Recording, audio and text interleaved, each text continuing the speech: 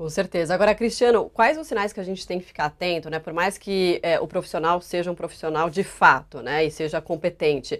Mas quais sinais que a gente tem que ficar atento, né? O paciente, na hora de dar continuidade com esse profissional. Saber se de fato ele está funcionando para aquela pessoa.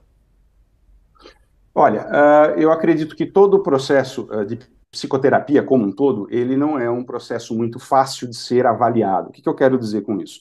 Uma pesquisa já mais antiga, ela dava conta de que no mundo já haviam sido contabilizadas mais de 1.500 abordagens distintas.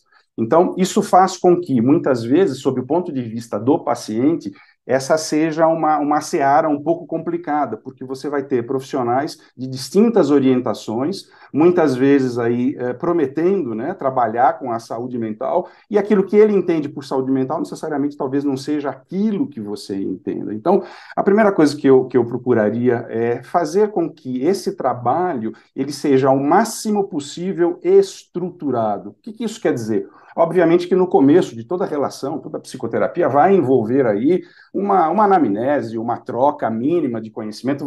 A gente estima que em torno de 3 a 4 consultas iniciais, elas são importantes para se construir aquilo que, teoricamente, se chama de aliança terapêutica. A aliança terapêutica é um construto que ela está associada a resultados melhores ou piores ao final da psicoterapia. Bom, o que isso faz então? Faz com que a gente tenha, né, nessa fase inicial, uma capacidade de procurar avaliar, ainda que nós não estejamos totalmente bem organizados, que a gente consiga avaliar quem é esse profissional, o que ele está me oferecendo, qual é a devolutiva que ele está me dando, para onde eu vou caminhar. Então, são perguntas que são muito importantes que a gente faça para que nós possamos embarcar, vamos chamar assim, num processo aonde o profissional planeja me levar é exatamente o mesmo local que eu entendo seria também razoável para mim. Então, o que eu costumo fazer, né, nos meus trabalhos? Eu atendo meus pacientes algumas vezes, aí lá pela terceira, quarta consulta eu vou dar uma devolutiva. Vou falar, olha, então, hoje quem vai falar sou eu. Então, eu vou te apresentar o que eu estou ouvindo de você,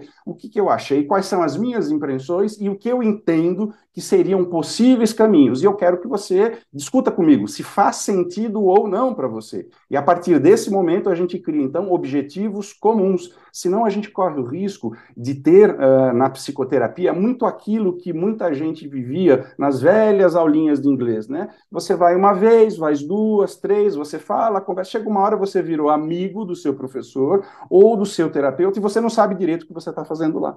Então, eu discordo veementemente dessa posição, porque uma psicoterapia científica, vamos chamar assim, é aquela psicoterapia que ela tem metas claras, seja a médio, curto ou longo prazo. Então, quando a gente consegue vislumbrar essa ideia de que eu sei para onde eu desejo, ou, por exemplo, eu quero melhorar minha autoestima, o que eu preciso fazer para isso? Quais são os eixos que eu vou trabalhar? Quanto mais esse trabalho se aproxima de um processo claro, isso é muito válido para o paciente poder avaliar se isso de fato está fazendo bem ou não para ele. A gente, enquanto profissional, muitas vezes a gente entende que melhoras estão acontecendo, mas necessariamente elas não são melhoras que são efetivamente benéficas para o paciente. Então, acho que, novamente, essa conversa aí é sempre muito clara. E eu entendo, para concluir, que o paciente sempre tem que ser muito atento ao que ele está sentindo. Se ele entendeu que aquilo que está sendo oferecido não está sendo satisfatório, vamos fazer que nem a gente faz na área da medicina. Eu vou pedir uma segunda opinião, vou pedir uma terceira opinião, até que você sinta que alguém efetivamente consegue ter essa leitura mais apropriada dessa sua subjetividade humana.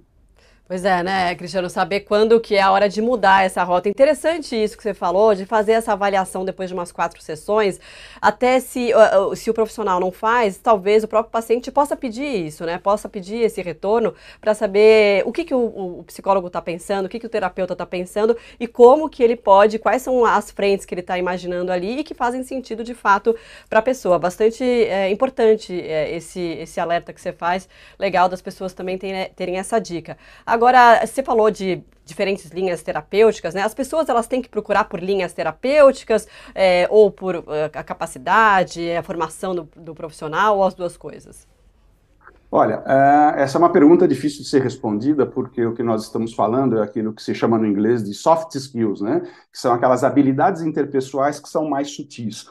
Muitas vezes eu posso ter profissionais que não são extremamente bem qualificados, mas eles conseguem criar uma aliança muito boa, eles conseguem angariar a motivação do paciente e o paciente segue, obviamente, tendo bons resultados.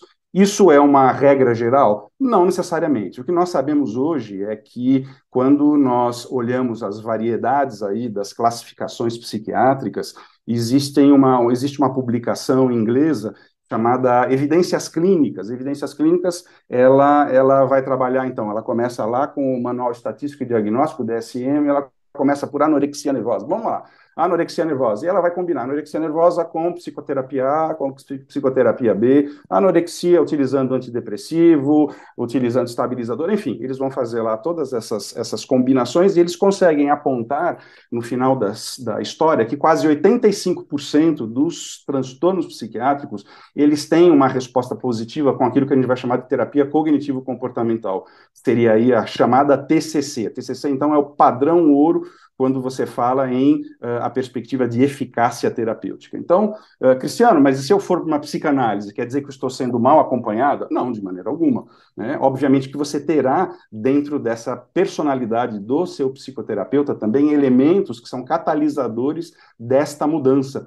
Tem uma pesquisa muito interessante que foi publicada há alguns anos atrás, que eles avaliaram quase 1.000 pacientes e perguntaram para esses pacientes qual foi o elemento mais propício para a mudança em psicoterapia de cada um. E quase 80% desses pacientes responderam que a personalidade do terapeuta era um fator extremamente importante. Então, o que nós vamos ter? Nós temos, no fundo, elementos altamente subjetivos que se interatuam, mas certas abordagens, obviamente, elas vão ser mais, segundo a literatura, elas são mais potentes, vamos dizer assim, mais fortes para produzir essa mudança. Isso é uma regra. Então, se eu tenho uma depressão, eu tenho que procurar TCC?